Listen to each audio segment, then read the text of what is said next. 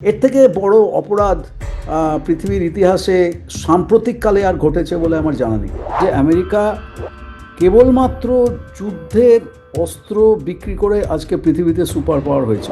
Bernie Sanders এবং মামদানি তারা একটা নতুন ধারা রাজনীতিতে নিয়ে এসছে, যে মানুষ তাদের অধিকার এখন তারা আদায় করার দিকে এগোচ্ছে। এমনভাবে ভিয়েতনামের যুদ্ধ করা হয়েছিল, প্লেন থেকে, হেলিকপ্টার থেকে বিষাক্ত রাসায়নিক পদার্থ কৃষকদের খামারে ছড়িয়ে দেওয়া হয়েছিল, যে তার জেরে আজ পর্যন্ত যুদ্ধ শেষ হয়ে যাওয়ার 50 বছর পরেও ভিয়েতনামে বিকলাঙ্গ শিশুর জন্ম হচ্ছে। এপস্টিন যে যৌন কেলেঙ্কারির সঙ্গে ট্রাম্প একেবারে সরাসরিভাবে যুক্ত বলে এখন প্রমাণিত হয়ে যাচ্ছে, সেইটার থেকে মানুষের দৃষ্টি ঘুরিয়ে দেওয়ার জন্যে এই মুহূর্তে এইটা করা ওর দরকার ছিল। নিউ ইয়র্ক টাইমসের ভূমিকা অত্যন্ত জঘন্য, নিন্দনীয়। তারা একবারও খোলাখুলিভাবে ধিক্কার জানায়নি, নিন্দা জানায়নি। ভেনেজুয়েলা, কলম্বিয়া, মেক্সিকো, বলিভিয়া, সমস্ত জায়গাতে, ব্রাজিল, সমস্ত জায়গাতে প্রতিবাদের ঝড় উঠেছে। এই যে আজকের আগ্রাসন, এই নির্লজ্জ আগ্রাসনকে যদি এটা লাতিন আমেরিকার দেশগুলোর উপর কি প্রভাব ফেলবে বলে আপনার মনে হয়?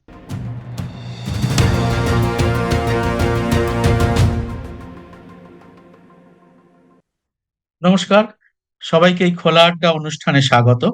আমি সুব্রত বসু। আপনারা জানেন, আমরা গোটা বিশ্ব এখন একটা দুঃসময়ের মুখোমুখি দাঁড়িয়ে রয়েছে। আমেরিকার প্রেসিডেন্ট ডোনাল্ড ট্রাম্প শুক্রবার রাতে ভেনেজুয়েলার প্রেসিডেন্টকে সস্ত্রীক তার ঘর থেকে সেনা দিয়ে তুলে নিয়ে এসেছেন। এই নিয়ে বিশ্বব্যাপী প্রতিবাদ হচ্ছে।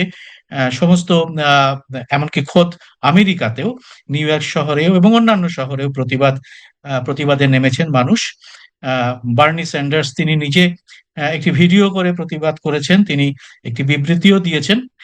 এই সমস্ত নিয়ে আমি আজ বিকেলে একটা ভিডিও আমি আপলোড করেছি, অনেকেই সেটা দেখেছেন।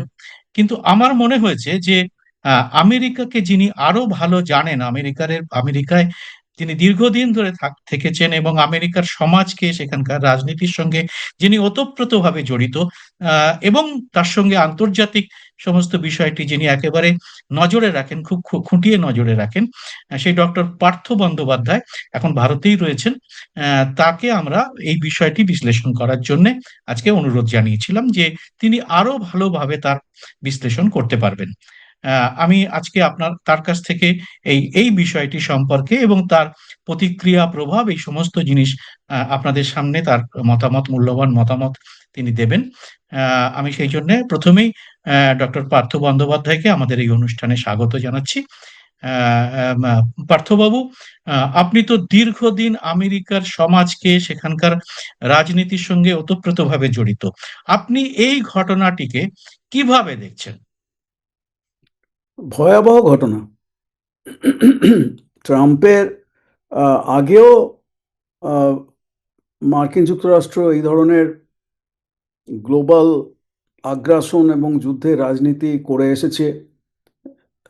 প্রকৃতপক্ষে দ্বিতীয় মহাযুদ্ধ শেষ হওয়ার পর থেকেই আমেরিকা যখন থেকে সুপার পাওয়ার হিসেবে অবতীর্ণ হয় দ্বিতীয় মহাযুদ্ধের পরে, তখন থেকে আজ পর্যন্ত এমন কোনো একটা বছর কাটেনি যে বছর মার্কিন যুক্তরাষ্ট্র পৃথিবীতে কোথাও না কোথাও কোনো যুদ্ধ বাঁধিয়েছে বা কোথাও না কোথাও কোনো যুদ্ধের সঙ্গে প্রত্যক্ষভাবে বা পরোক্ষভাবে যুক্ত ছিল। হ্যাঁ, এ আমার কথা নয়, এটা হচ্ছে আমেরিকার সমস্ত যারা বড় বড় আহ, পণ্ডিত মানুষ আছেন, যারা আন্তর্জাতিক রাজনীতির খবর রাখেন, তারা বলেছেন।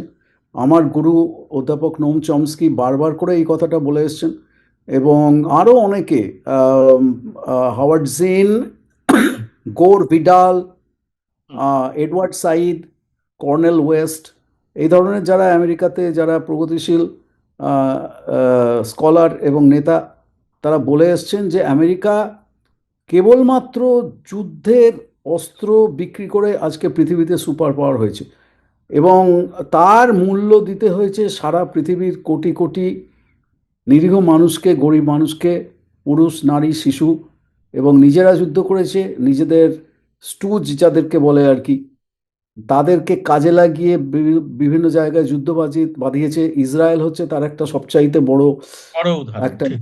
হুম। মধ্যপ্রাচ্যে তার ঘাঁটি, ত্রাসের রাজত্ব। কিন্তু আজকে এই মুহূর্তে ট্রাম্প যেটা করেছে, এই আমেরিকার স্ট্যান্ডার্ডেও বোধহয় এতটা ইতরামি, এই শব্দটা আমি বললাম, সাধারণত আমি ঘৃণ্য, এই শব্দ অত্যন্ত ব্যবহার করি ঘৃণ্য না। কাজ, হ্যাঁ, অত্যন্ত ঘৃণ্য। ভাবা যায় না যে একটা দেশকে আক্রমণ করে সেই দেশের প্রেসিডেন্ট এবং তার স্ত্রীকে তাদের বাড়ি থেকে কিডন্যাপ করে অপহরণ করে নিয়ে চলে গিয়ে তাদের ছবি নিউ ইয়র্ক টাইমস প্রকাশ করেছে, এবং নিউ ইয়র্ক টাইমসের ভূমিকা অত্যন্ত জঘন্য, নিন্দনীয়। তারা একবারও খোলাখুলিভাবে ধিক্কার জানায়নি, নিন্দা জানায়নি, বরঞ্চ তাদের কাগজে উপসম্পাদকীয় প্রকাশ করেছে যে এইটার কেন দরকার ছিল। হ্যাঁ, ঠিক যেমন তারা ইরাক যুদ্ধের সময়, লিবিয়াকে আক্রমণ করার সময় তারা ঠিক এইভাবে তাদের গণবিধ্বংসী অস্ত্র আছে ইত্যাদি মিথ্যা প্রচার করে, প্রোপাগান্ডা তৈরি করে আমেরিকার মানুষকে খেপিয়ে তুলেছিল, এবং এই বর্বরতা, বোমাবর্ষণ, গণহত্যাকে জাস্টিফাই করেছিল, বৈধকরণ করেছিল। আজকেও তারা সেই এক্স্যাক্টলি এক খেলা খেলে যাচ্ছে, এবং আম, আহ, মানে ধিক্কার জানাবার, নিন্দা জানাবার কোনো ভাষা নেই। এবং যেভাবে তাদের ছবি ছাপিয়েছে যে মাদুরোকে, একটা দেশের প্রেসিডেন্ট, তাকে চোখ বেঁধে হাতে হাত ঠিকই, কড়া পরিয়ে তাকে ঠিক। আমাদেরই, আমরা যেখানে থাকি ব্রুকলিনে, ব্রুকলিনের মেট্রোপলিটন ডিটেনশন সেন্টারে তাকে নিয়ে যাওয়া হয়েছে। আহ, মানে এ বলার কোনো ভাষা আমার মুখে কোনো ভাষা আসছে না যে কতখানি একটা ভয়ঙ্কর ঘটনা সাধারণ তখন। ক্রিমিনালের মতো, একদম ক্রিমিনালের মতো তাকে নিয়ে কল্পনা যাওয়া করা হয়। যায় না। এই একটাই আসার কথা হচ্ছে যে আমেরিকাতে লক্ষ লক্ষ মানুষ রাস্তায় নেমে পড়েছে, ভেনেজুয়েলা, কলম্বিয়া, মেক্সিকো, বলিভিয়া, সমস্ত জায়গাতে, ব্রাজিল, সমস্ত জায়গাতে প্রতিবাদের ঝড় উঠেছে। এবং অবশ্য এই ফ্যাসিস্টদের তাতে কিছুই যায় আসে না। এই ট্রাম্প হচ্ছে একটা স্বৈরাচারী উন্মাদ ফ্যাসিস্ট। হ্যাঁ, এবং তাদের সঙ্গী সাথীকে আমাদের দেশে আমরা দেখতে পাচ্ছি চোখের সামনেই, এরা একই ধরনের রাজনীতি করে। আজকে বার্নি স্যান্ডার্স যে কথাটা বলেছেন, যেটা আপনি দেখিয়েছেন, হ্যাঁ, এবং মানে সেটা সবচাইতে ইম্পর্টেন্ট কথা, যে আজকে যদি এটাকে আহ, বৈধকরণ করা যায়, যে আমি আমার ইচ্ছে মতো কোনো আন্তর্জাতিক আইন কানুনের তোয়াক্কা না করে, রাষ্ট্রসংঘের তোয়াক্কা না করে, আমার নিজের দেশের মধ্যে যে কংগ্রেস আছে আমেরিকাতে, সংসদকে ওখানে বলে কংগ্রেস, তাদের কোনো পারমিশনের তোয়াক্কা না করে সমস্ত আন্তর্জাতিক এবং দেশীয় যে আমেরিকার অভ্যন্তরীণ আইন কানুন, সেগুলোকে সম্পূর্ণভাবে অগ্রাহ্য করে আমি একটা দেশে গিয়ে নিজের ইচ্ছে মতো বোমা বর্ষণ করে মানুষ মেরে আসতে পারি, এবং সেই দেশের প্রেসিডেন্ট এবং তার ওয়াইফকে আমি তুলে নিয়ে, কিডন্যাপ করে নিয়ে চলে এসে আমার দেশের জেলে আমি হাতকড়া পরিয়ে নিয়ে আসতে পারি।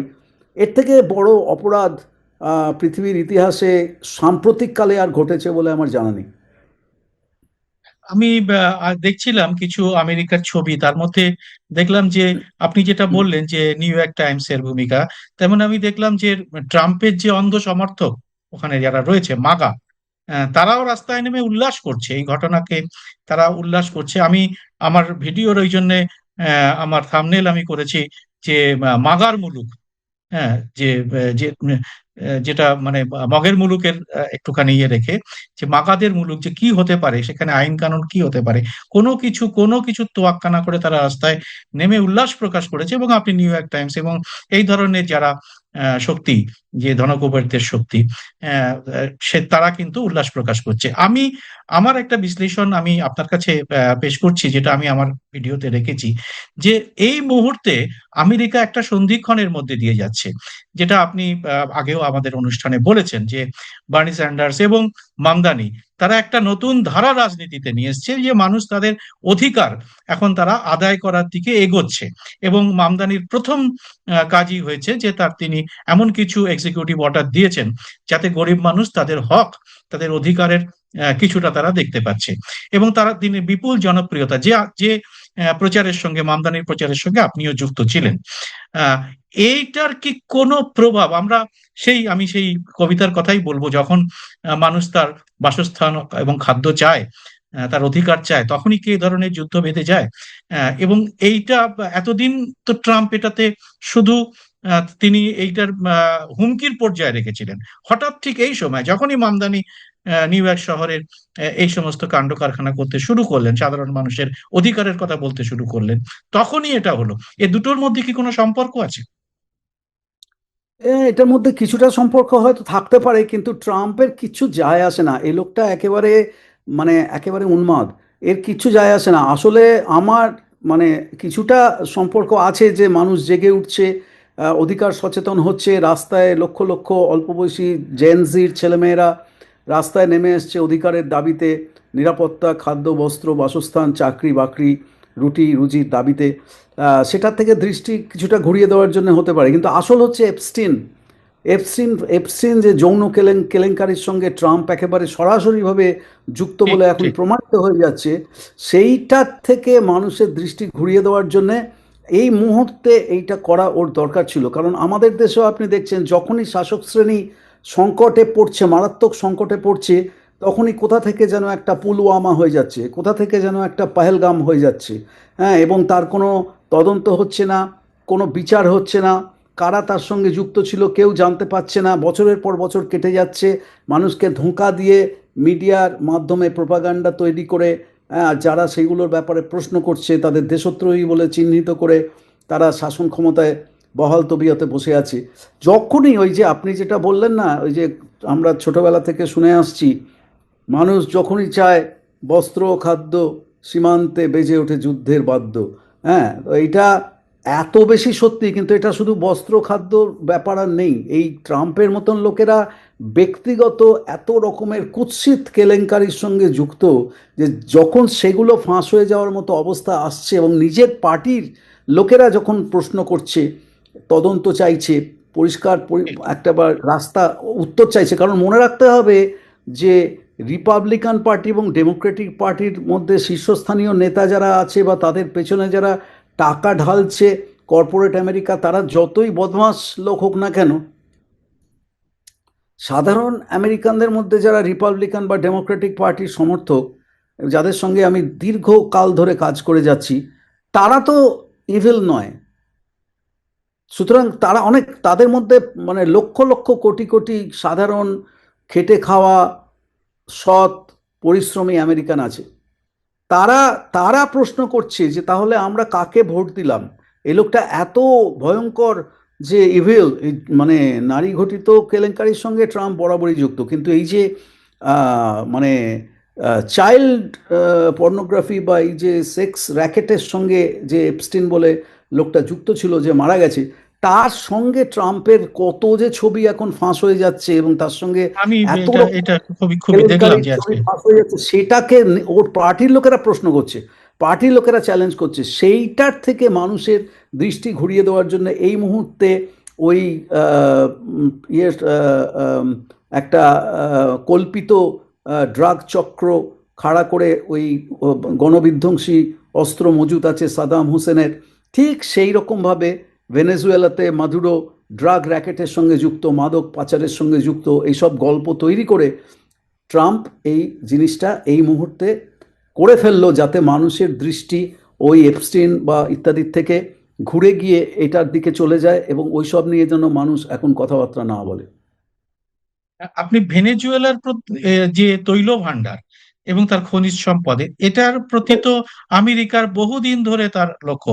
ট্রাম্প হ্যাঁ তার হ্যাঁ, শুরু প্রত্যেকটা থেকেই তো জায়গাতে ভেনেজুয়েলার, হ্যাঁ বলুন, আপনি বলুন ব্যাপারটা। যেখানে যেখানে আমেরিকা সম্প্রতি গত 25 বছর ধরে করেছে, চিরকালই করেছে, আগে বিনা কারণে করেছে, মানে তাদের কোনো সেরকম কোনো অ্যাবসলিউটলি কোনো দরকার ছিল না। ভিয়েতনাম যুদ্ধের কথা যদি আপনি ভাবেন, ভিয়েতনামে তেলও তৈরি হয় না, তেলের খনিও নেই, ভিয়েতনামের মাছও আমেরিকানরা খাবে না।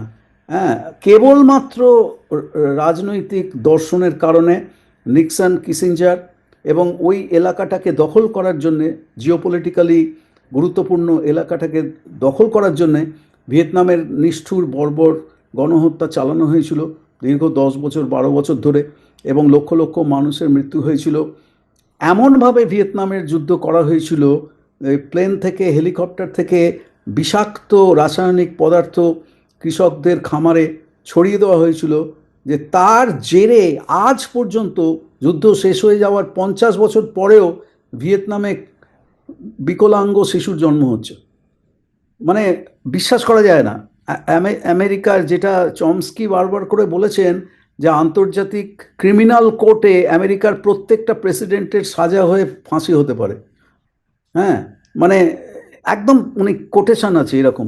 তো এই হচ্ছে আমেরিকার আসল চেহারা। দেখুন আমি আপনাকে একটা বই আমি একটু দেখাতে চাই, একটু কষ্ট করে একটু দেখতে হবে। এই দেখুন, এই যে বইটা, আমেরিকার স্বপ্নপুরী না হত্যাপুরী, জানি না দেখতে পেলেন কিনা। হুম হুম, আমেরিকার দেখাবেন। স্বপ্নপুরী না, দেখতে পাওয়া গেল না বোধহয়, যাই হোক না আমি না, দেখতে একটু পাওয়া গেছে, দেখতে গেছি। পাওয়া গেছে। আমেরিকার স্বপ্নপুরী না হত্যাপুরী, অর্থাৎ আমেরিকা সম্বন্ধে আমাদের দেশে মিডিয়া বা বলিউড টলিউড এরা যে মায়াজালটা সৃষ্টি করেছে আপনি সেটা যে হত্যাপুরী শব্দটা ব্যবহার করেছেন। এই হত্যাপুরী একেবারে, মানে কারণ কি? সারা পৃথিবী জুড়ে আমেরিকা হত্যাযজ্ঞ চালিয়ে যাচ্ছে। আমেরিকা মানে কি? আমেরিকা সাধারণ মানুষ নয়, আমেরিকার শাসক সম্প্রদায়।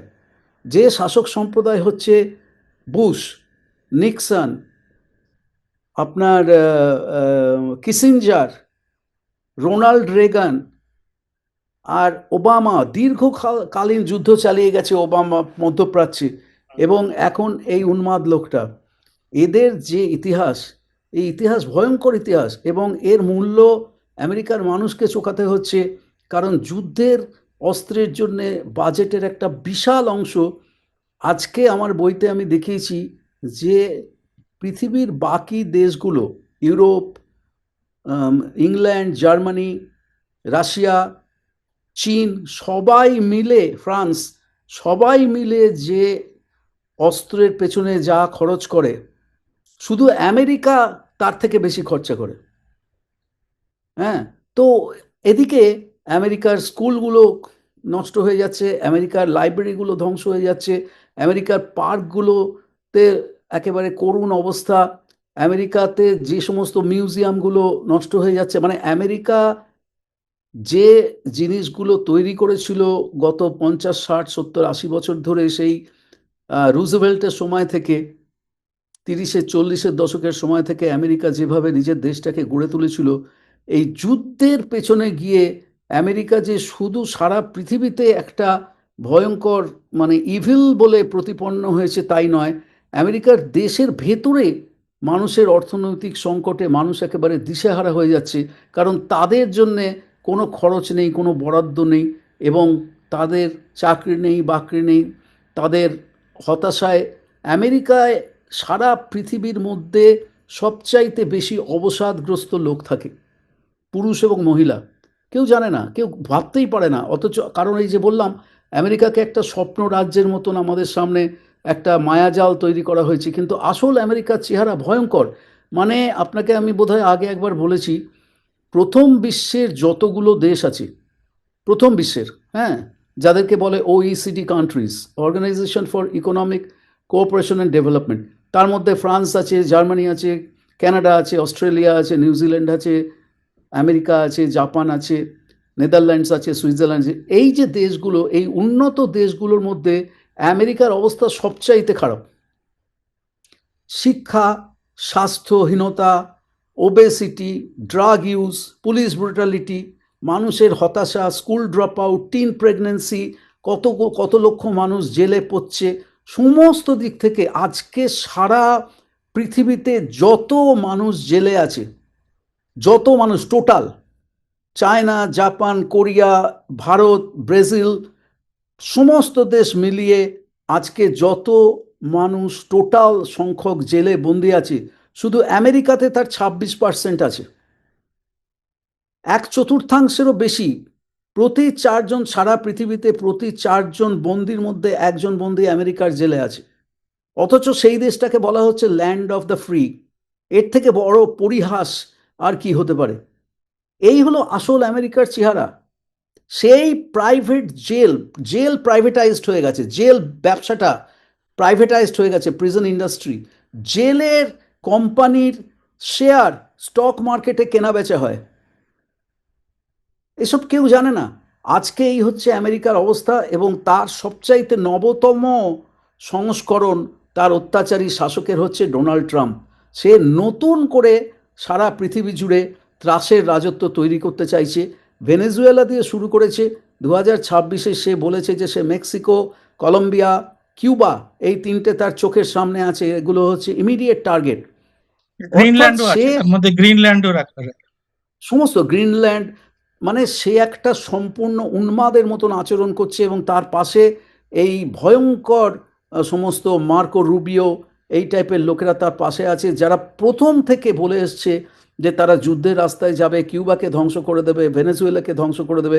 অর্থাৎ এই এজেন্ডা নিয়ে তারা নেমেছে, এবং যত বেশি উত্তেজনা সৃষ্টি করতে পারবে, যুদ্ধের পরিবেশ সৃষ্টি করতে পারবে, তত ওই ঠিক আমাদের দেশের মতোই মানুষ তার ওই রুটি রুজির জ্বলন্ত সমস্যা থেকে তার দৃষ্টি সরে যাবে, এবং মানুষ আর কোনো প্রশ্ন করবে না। যারা প্রশ্ন করবে বা চ্যালেঞ্জ করবে তাদের দেশদ্রোহী বলে দাগিয়ে দেওয়া হবে। আপনি এটা ঠিকই বলেছেন, এর সঙ্গে কোথাও একটা মিল পাওয়া যাচ্ছে সব আমাদের দেশেরও। যাই হ্যাঁ, হোক, আমরা একেবারে আজকে এক। আজকে হ্যাঁ, আমরা আজকে আলোচনাটা ওই দিকেই রাখি, আন্তর্জাতিক রাজনীতিতে। আপনি যেটা বললেন ভেনেজুয়েলার কথায়, লাতিন আমেরিকার বিভিন্ন দেশগুলো, তার মধ্যে ভেনেজুয়েলা খুব খুব গুরুত্বপূর্ণ। আমি একটা তথ্য একটু আগে দেখছিলাম যে ভেনেজুয়েলার যে তৈল ভান্ডার, সেটা সৌদি আরবের চেয়েও বেশি। তো হ্যাঁ, যাই হোক, তো এখানে ভেনেজুয়েলার প্রতি সবসময় আমেরিকার একটা লোভ রয়ে গেছে। এবং ট্রাম্প তো প্রথম থেকেই ঘোষণা করেছিলেন যে তিনি এটাকে আমেরিকার 51তম প্রদেশে পরিণত করতে চান। আহ, এই যে আজকের আগ্রাসন, এই নির্লজ্জ আগ্রাসনকে যদি এটা লাতিন আমেরিকার দেশগুলোর উপর কি প্রভাব ফেলবে বলে আপনার মনে হয়? মারাত্মক কিউবা এর প্রভাব মধ্যেই, ফেলবে। হ্যাঁ, কিউবাতে বড় বিক্ষোভ হচ্ছে, অন্যান্য দেশগুলোতেও হচ্ছে। এটাতে কি প্রভাব পড়বে আপনি যদি একটু কিউবা ব্যাখ্যা তো করেন। সবচাইতে আগে, মানে হ্যাঁ, একেবারে, মানে হিট লিস্টের নাম্বার ওয়ান হ্যাঁ, আমেরিকার কাছে। কারণ কি, আবার কিউবা আর ভেনেজুয়েলার মধ্যে চিরকালই একটা সুসম্পর্ক ছিল। তার প্রধান কারণ হচ্ছে, অনেকেই জানে না, আমি বলবো প্রায় কেউই জানে না, কিউবাতে সবচাইতে ভালো মেডিকেল সিস্টেম আছে। এবং আমেরিকান ছাত্রছাত্রীরা যারা ডাক্তারি পড়তে চায়, তাদের অনেকেই, হাজার হাজার আমেরিকান ছাত্রছাত্রী কিউবাতে ডাক্তারি পড়তে যায়। ঠিকই বলেছেন, এটা আমাদের জানা তথ্য নয়, এটা হ্যাঁ, সম্পূর্ণ অজানা কারণ তথ্য। আমেরিকাতে পড়াশুনোর খরচ এত বেশি, কারণ পড়াশুনোটা তো কর্পোরেট এডুকেশন। হ্যাঁ, মানে হ্যালো করি মাখো তেল, তোমার পয়সা থাকলে তুমি পড়বে, তোমার পয়সা না থাকলে তুমি পড়বে না, তোমার হুম, কেউ সরকার কোনো দায়িত্ব নেবে না। হুম। এইবারে ডাক্তারি পড়ার খরচ এত বেশি যে সাধারণ আমেরিকান ছাত্রছাত্রীরা, ভালো ভালো ছাত্রছাত্রী, তারা তো ডাক্তারি পড়তেও পারে না, আর ডাক্তারি খরচ দিতে পারে না, পড়ার খরচ দিতে পারে না। তারা অনেকে প্রতি বছর হাজার হাজার আমেরিকান ছাত্রছাত্রী কিউবাতে ডাক্তারি পড়তে যায়। এবং শুধু আমেরিকানরা যায় না, পৃথিবীর অন্যান্য দেশ থেকেও যায়। কিউবা হচ্ছে সবচাইতে হাই কোয়ালিটি ডাক্তার সবচাইতে কম খরচে প্রডিউস করে। আর তাদের একটা বিরাট সংখ্যক ডাক্তার তারা ভেনেজুয়েলাতে পাঠায়। এটা হচ্ছে কিউবা আর ভেনেজুয়েলার মধ্যে ট্রানজাকশন। কিউবার ডাক্তাররা এবং সৈন্য, হ্যাঁ, তারা ভেনেজুয়েলাতে যায় ভেনেজুয়েলাকে সাহায্য করার জন্যে। ভেনেজুয়েলা তার বিনিময়ে কিউবাকে তেল দিয়ে সাহায্য করেন, কারণ কিউবার কোনো তেলের খনি নেই। কিউবার তেলের সম্পূর্ণ প্রায় সমস্তটাই ভেনেজুয়েলা থেকে আসে, কারণ আমেরিকা কিউবার উপরে দীর্ঘকাল ধরে যে স্যাংশন জারি করেছে যে কিউবাতে কোনো কিছু যাবে না, তেল যাবে না, ওষুধ যাবে না, জামা কাপড় যাবে না, কিচ্ছু যাবে না, ফলে কিউবার একদম দমবন্ধ, শ্বাসরুদ্ধ হয়ে যাওয়ার মতো অবস্থা। এইবারে ভেনেজুয়েলা থেকে যে তেলটা কিউবাতে যেত, এবারে সেটাও বন্ধ হয়ে যাবে, কারণ আমেরিকা যে ভেনেজুয়েলাকে দখল করে নিয়েছে, এবং তেলের খনিগুলো দখল করে নিলে আমেরিকা কিউবাতে তেল পাঠানো একেবারে সম্পূর্ণভাবে বন্ধ করে যাবে, এবং কিউবা একেবারে দম বন্ধ হয়ে মরে যাবে। ভয়ঙ্কর কিউবার কথা। আপনি, অবস্থা হ্যাঁ, লাতিন আমেরিকার এরকম। হ্যাঁ, সাংঘাতিক এরপরে অবস্থা হবে। আমি শুধু কিউবার প্রসঙ্গ বললেন, এরপরে একটা বড় প্রসঙ্গ আসবে, সেটা হচ্ছে ব্রাজিল। সেখানে ট্রাম্পের বন্ধু, স্বৈরাচারী বন্ধু বলসেরানোকে মানুষ সরিয়ে দিয়ে লুলাকে তারা ইয়েতে বসিয়েছে। তো সেখানেও কি এরপরে ট্রাম্পের তো একটা রাগ আছেই ভীষণভাবে। হ্যাঁ, তো হ্যাঁ, সেটা ওরা করতেই এখানে। পারে। ওরা যে কোনো সময়, যে কোনো সময়, যে কোনো দেশে, যে কোনো শাসকদের সিআইএর টার্গেটে থাকে। আজকে আমি এই আপনি, প্রসঙ্গেই আপনি, হ্যাঁ, আপনি বলুন, আপনি বলে নিন আগে। আমি বলছি, সেদিনকে আপনার সঙ্গে কথা বললাম যে নিউ ইয়র্ক টাইমসে হঠাৎ কেন মোদি এবং বিজেপি আরএসএসকে নিয়ে প্রথম পাতায় এত বড় করে খবর বেরোলো। এটা তো শুধু শুধু করেনি, এটা একটা উদ্দেশ্য আছে। এটা হচ্ছে একটা একটা ভয়ঙ্কর ভীতি সৃষ্টি করা, চাপ সৃষ্টি করা, যে তুমি যদি তোমার সব কিছু আমি ফাঁস করে দিচ্ছি, তুমি যদি আমাদের কথা মতো না চলো, 50% শুল্ক তোমার ওপর চাপিয়ে তোমার দেশের অর্থনীতিকে আমি অলরেডি শেষ করে দিয়েছি, এক ডলারে এখন কিনতে গেলে এখন 90 টাকা দিয়ে কিনতে হয়, যেটা কোনো কালে ছিল না। মোদির আমলে টাকার দাম সবচাইতে পড়ে গেছে। ভারতীয় রুপি এখন আন্তর্জাতিক বাজারে জাঙ্ক। ফলে ভারতকে এখন জোর করে বাধ্য করবে যাতে আমেরিকার থেকে তেল কেনে, আমেরিকার থেকে অস্ত্র কেনে, আমেরিকার থেকে ওষুধ কেনে, আমেরিকার থেকে কম্পিউটার চিপস কেনে। এটা হচ্ছে প্রথম স্টেপ।